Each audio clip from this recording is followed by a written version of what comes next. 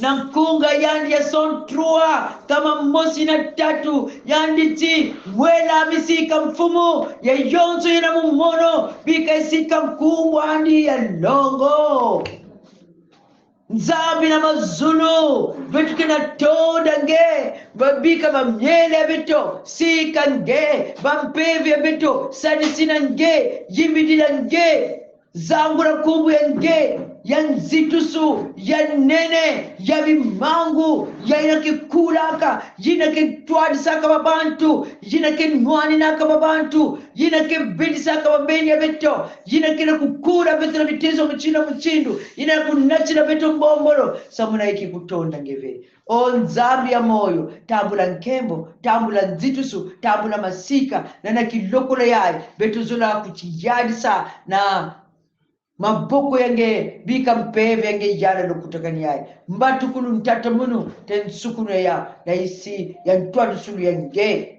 lembo kila beto na tuwadi sa beto kedi kakaka mkumbu yange kembo so na mkumbu ya Kristo Yesu. Amen. Amen. Kumbe zambi mbote ya beto mbote jaka mbote so matondo ngizuru ya mbote na beto nyonso na kilumbu yai ya mansukina ya mvula yai ya 2024 yina petukena kwa avance malembe na lembe na levo ya tata nzambi vetu zamba chipetukena kwenda dikulu ya kaka kekwaku dikulu ya kaka makota deja na 2025 na kiminu ya vetu ikeneti zambi ya vetu kelungisa lemvo ya yana matondo na nzambi na nkebolo yina na kilumbu yai betukena kuzondisa gizulu ya mbote na kilumbu yai ya mansukina ngekena kulutisa ya 2024 Yesu na kijenge tata nzambi ujamba na lukuta kanijai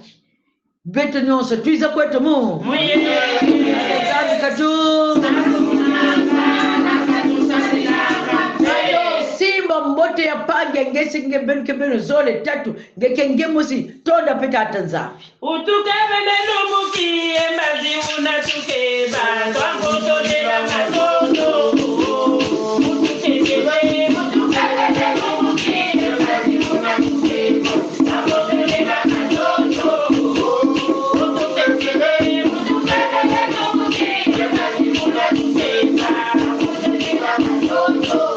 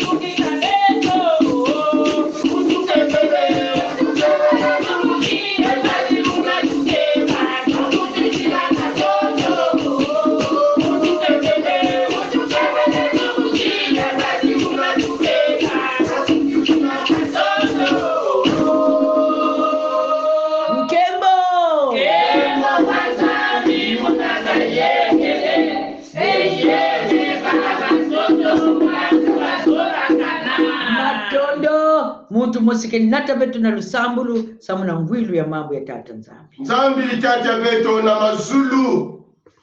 Inki betu lenda zonza na kilumbu ya bubu yai. Inakana betu mele na vutula mayindu ya betu bada le 1er janvier 2024 de kilumbu ya bubu yai le 31 décembre 2024. Muchindu betu mekuza kujimbila kaka ni matono. Betu kuna kufutana na ntalisi yange tatu. Nina yina ya betu mekukuma na kifulu yange. Betu mekuza kuvana tata nzambi na kuwa inki. Ngemekubikila betu na kilumbu ya bubu yai ya le 31 décembre. Ni mamu yange ina ngemepesa na kisielu yange ina kukomase kukumisina betu. Ina tata oh kembo swa sikwa zitu swa tondwa zangulwa samuti zola yange yakele ya ngitukulu ngemetala ve mavanga ya betu ina menyonsi na lemvo yange ina ngemefisila betu Yesu Kristo nge mkuza kuifasi yangu metuno chipesa betu tata ina ngemekubikila betu na njile ya nganga nzambi yange ina ngemekubika na humu ya mwana yange Yesu Kristo fumu na mvulusi ina ngemefisila katikati ya betu. Amen. Amen. Bapangi katina Kristo ibundu ya nzambi mambu yina betu zula tanga ya na kilubu ya bubu ya mardi yawu ikele na psalm 18, les versets 17 et 18. Psaume 18, 17 et 18. Kunga ya 18, buku yina ya 17 na ya 18. Betuketanga yao na luputu na yamezonza mchindu yaji. Il étendit sa main d'en haut, il me saisit, il me retira de grandes eaux. Il me délivra de mon adversaire puissant, de mes ennemis qui étaient plus forts que moi. Amen. Amen. Na kituba betole na zonza. Si yandi me lambu la dibuku ya yandi. Tu kana mazulu. Na yandi me simba munu. Yandi me lalula munu. Na ba maza ya ngolo. Yandi me vukisa munu na ba maza yina ya ngolo. Na yandi me kula munu na mutantu ya munu yina luchilaka munu. Na lulendo. Na mitantu ya munu. Yina vuandaka na ngolo ya kuluchila na munu. Ameni. Mapangi kachina Kristo. Lumingu yai betu kina tatamana kubanda mazono. Yai betu kina kwenda na kumalisa milumbu ya beto yai. Ya 60 jours ya beto. Makumi sambanu ya milumbu ya beto. Ya lusambulu. Et nous sommes à la dernière semaine. Ya biloko la yai. Na lusambulu ya mansukila na manima ya kusaltu sambulu mingi chitata nzambi sadisa inchi ya munu tata nzambi ku bedisa mitantu ya munu tata nzambi nyakisa munu tata nzambi sakumuna bisalu ya munu tata nzambi sakumuna dikandi ya munu tata nzambi na betu kina ku recite chinzambi kubika ve mabanza mutantu kujilama kubika ve ba projet yandi ya kusalama sino yandi ke kukijana samuchi yandi kukijana ve de peur qui ne sont glorifiés.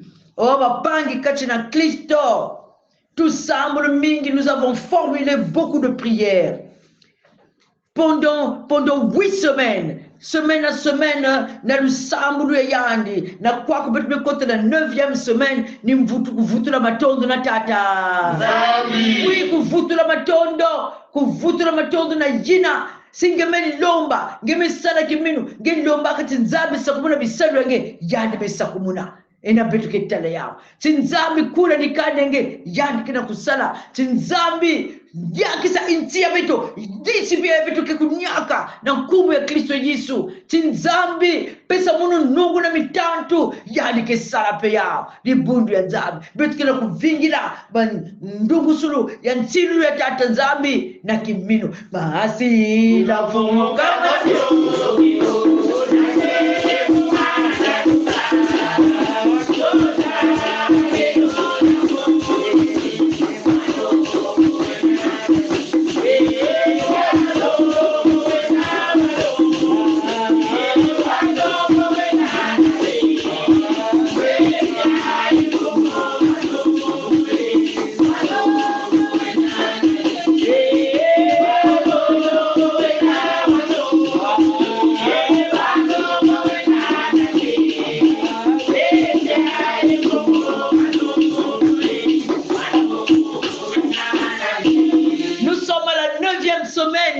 de nos prières intenses, bien-aimés dans le Seigneur. Nous avons formulé beaucoup de prières à l'endroit de notre Père céleste, de notre Dieu. Ngekena kuvingila me yayo njire bisalupe yake na simba ve putomo sambilaka me yayi nzope onjire yake na ve yake kulunguswa yake kulunguswa. Attendons la foi. Attendons la foi. Mazono betu melogoka mbuta muntu mosi fandi vingila na kiminu si yani metala mpulusu ya Israeli ni mbutu kulu ya Yesu Kristo yani Simeoni. Nzabe chigeke kufwa ve fo mambo ina kulunga na yani fwa kave chilu ya nzabe kulunga aka.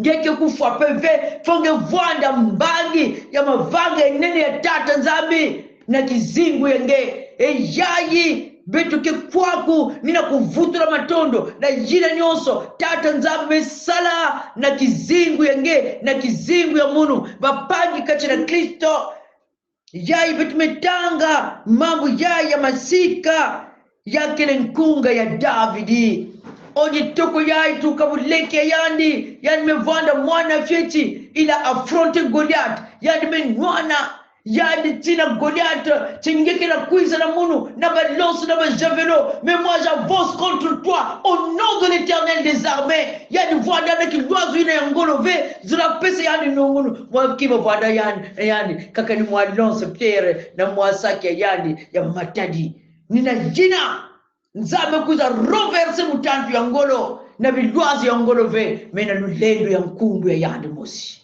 nzambi papangi katina Kristo na manima yina dituko ya imekota pena na balunwano sunu ya mchindu Sauli ya nzibu yani kina kujimbila matondo yani kina kuvutula samuti tata nzambi nungi saka yandi na maboko ya mutantu ya ngolo ya lulendo un roi ni yandi le roi Saul me on dewore yandi pe mitantu kuzungila memba bani yandi bena kumukina yandi ya me vanda pasi partout entouré des ennemis mais Davidi na bamvidu muka nyonso jina bantangu nyonso bamvita na bamvita batangu nyonso menasa na menasa tangu kaka yani mekima inzo yandi yani mekwenda yani kina kunda lala na machichi na désert samu si yani na vanda tranquille vena kulala na inzo yandi toujours recherché, toujours menacé, toujours kizingwe yandi, exposé au danger. Mais Yahvé na kubika yandi asiki. Toujours menacé mais toujours victorieux. Toujours menacé mais toujours victorieux. Au nom de l'Éternel des armées, Nzambi Yahvé kwa mikango. C'est lui qui est le maître des armées. Mapangi katika Kristo muvandi zonza na ditoko mosi yani kina zonza chimembeto na kumsala mwa na kunwana na kusala fasio faut peut-être muvanda mwa ba protection muvanda na mwa ba bima parce que jina mukina kuta na kunwana ba mpevu ya kaka kina kuiza pesa muna kusadisa munu donc muntu na kusimba munu asiki kima zonza chimewiji na nyina beruka talaka ngezaba kani wopi ba etre kina mazulu kani wopi mikangu kina mazulu l'Éternel des armées si veut tele ya maison mais quand on dit les 4 êtres vivants qui m'a fait une tinga tele ya una tutu ya est-ce que ngeli na voix da moyo baya kaka bizizi kwaku yani kina tela kwaku yani kina tela meso nyonso nzutu nyonso meso na meso baya kaka mchindu egre baya mchindu ngombe mchindu mebaki na kujibila na kukevisa tata Zami bima ya fosuni na ntisi betu na tadikisa yauve mais il y a des êtres forts dans le ciel extraordinaires ukidumu mosi bakara munu mezonza yani wanitanga apocalypse yani zonza me yani yaiko monstre oiki mena dizulu kuna njerepe ni ba monstre ba bima ya ntisi c'est-à-dire yina betu kizonza tata nzambe kene nzambe ya ntisi alors mapangi yina kina kutelama yani kina kutelama samura kunwana bamvita ya beto babatu yina ke kulumukaka binwani yina yani ke kulumukaka samura kunwani na beto zaba lulebi ya baufe ni yina beto ke vuanda na bomba kilana ngige lote ya mama mekufu ya munu mengezaba kana nani kina nina vigilange bapangi katika Kristo kilumu mosi kisielu ya tata nzambi mekujamba bandumba zole na inzu ya yandi bavu adi kwende na fete bandumba yina cha vraiment kisielu betu kilala kwaku pour que betu beno nata beto na kiselu yina beno kikwendila na retraite yina nabo beno lala mbasi ba betu kwendeni babatu yina melala na inzu ya kisielu yina ndumba ya kaka yina yani kina lala na suka yani mevumbuka na inzu yake vuandaka mchindu yake me iki chimumetala bagard donc ba muscle kwako ba vandi garde na portail kuna alors metala ba bantu na vandi kuiza ba mezonda chi betu zona kota na inzu ya pasteur ba garde na mezonda chi beno ke kota ve beno zona sala iki cho ve betu zona te non ici on n'entre pas n'importe comment allez-y baya kaka bekwenda baluka na mapotu ya manima kuna bazola kota kuna pe bakela kutalaka ni ba garde pe lendo babantu yinde babantu kuzangama On dit babantu que cela ka arte no finish si baba armar choka ni wapi faso babantu ya ntisi na lorian me vubuka na ni babantu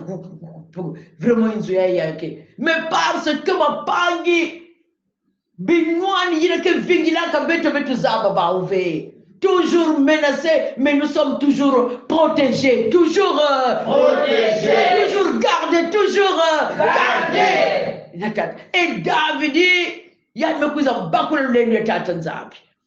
toujours menacé, basauli même menacé yandi, bakena kusosa yandi, mais tatanzambi na kulivre yandi na maboka mutatu asiki.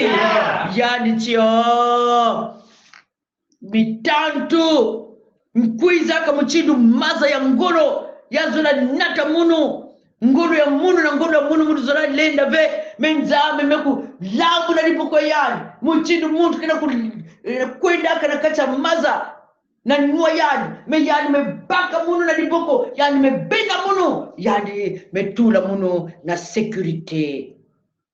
Oh, il me retira de grandes eaux. Na yani mekula munu na mutantu ya lulendo na mitantu ya munu yinavwandaka na kuluchila ngolo na munu bapangi kachi na Kristo nzambi kile moyo.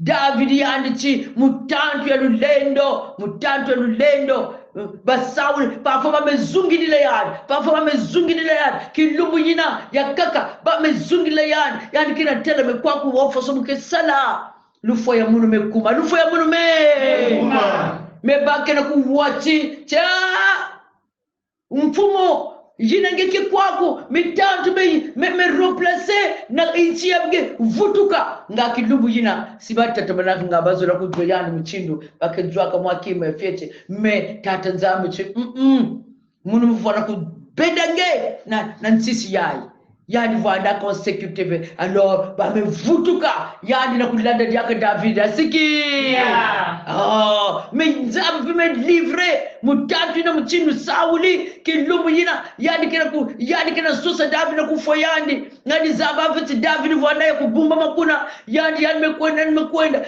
na pipa be fo yani lala nzutu pe me fatigué sabu na kwenda lada kaka muntu yina ngezo la vie yani melala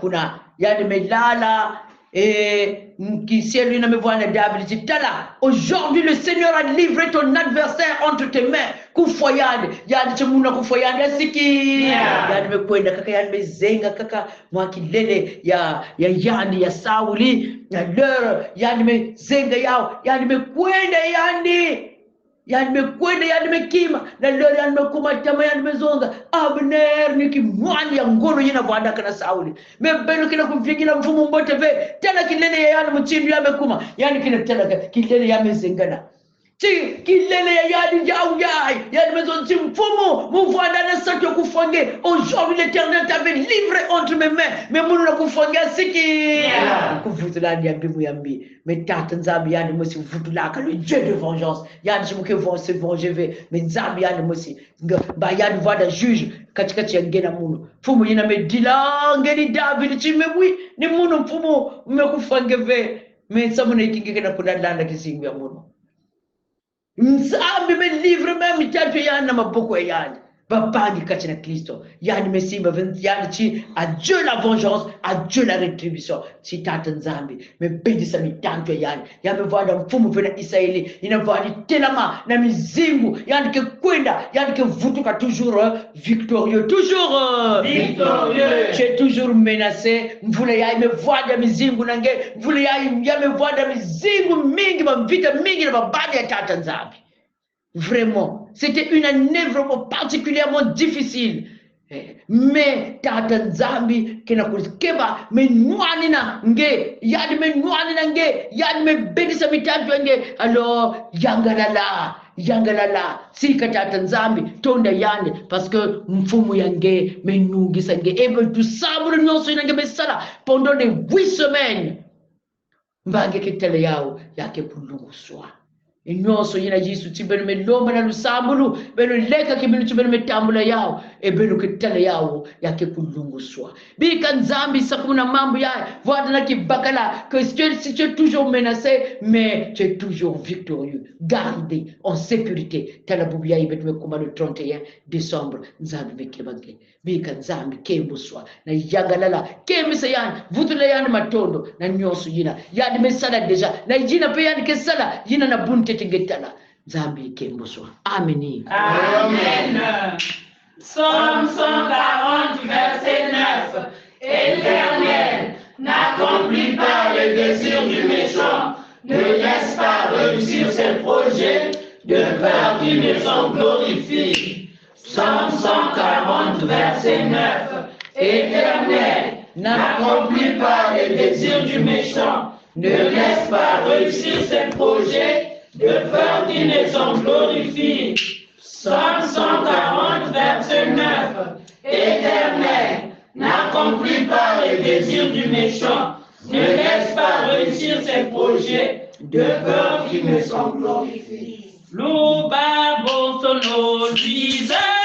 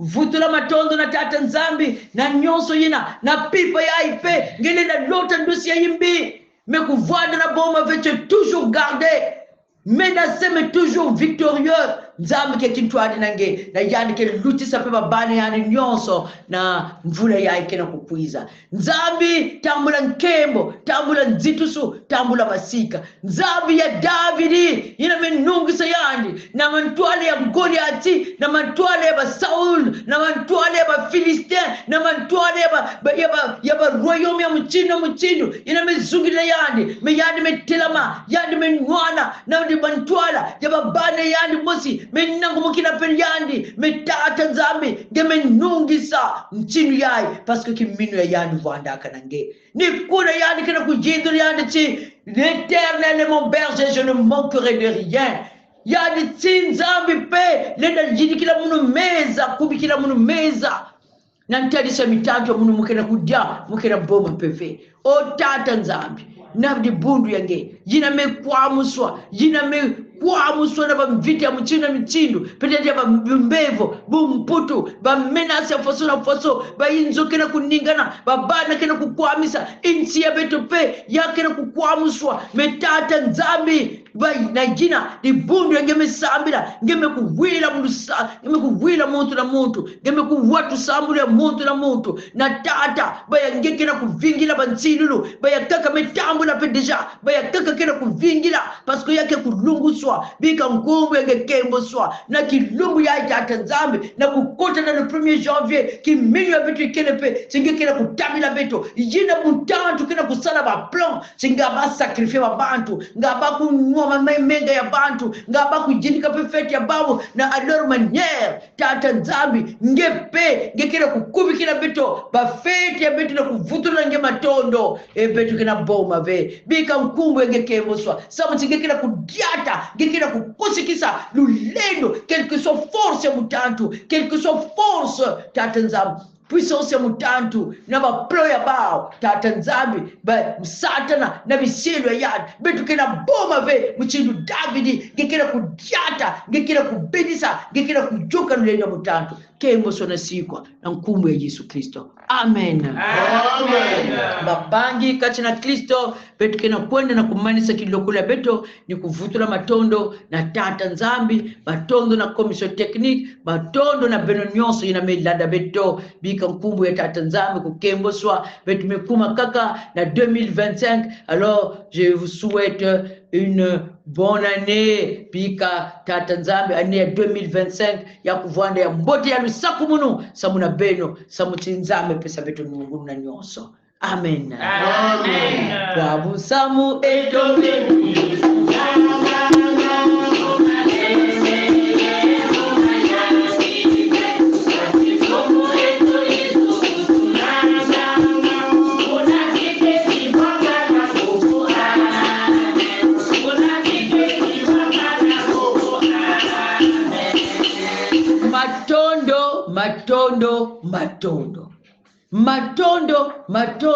matondo na nyonso tambula nkembo tambula nzitusu kilumbu ya itata nzambe yina ngikira kuwana diaka beto na kukotisa beto na imvu ya malumalu beto kina zonza na ngetata nzambe bika nkumbu ya nge kukembo so na kizingu ya beto matondo ya beto suka kaka na inwave me ya kuse concretiser na mbelu ya beto na ndiatulu ya beto tadi siyange tata nzambe samuchi kumbu yange kembuswa kwa kuchikoti saba yange na mvula ya malu na isi ya lembo yange ya nungunu yange tata nzambe matondo na nyonso sejetu jina mu mazulu Bika kuunga kuyazituswa, bika kifumu cha kuchiza, bika nzoloba kulanyama dodomu na mfungwe kuzulu, jala yetu vya mkudugana mkuti, utuyangu na kakanieto, unafulia mnamo masakoi, kutosati mchituko, kamfutana na mkwayambi, katikifumu chaku, nilendo, nikembo, mumvu, nyamvu, yamvu. Amen. Amen. Bika kiyengi ya nzambi ina medbichila nzayulu nyonso keba banchima ya beno na mabanza ya beno na Kristo Yesu. Amen. Amen. Betu memanisa kilokula betu kilumbu ya mbote.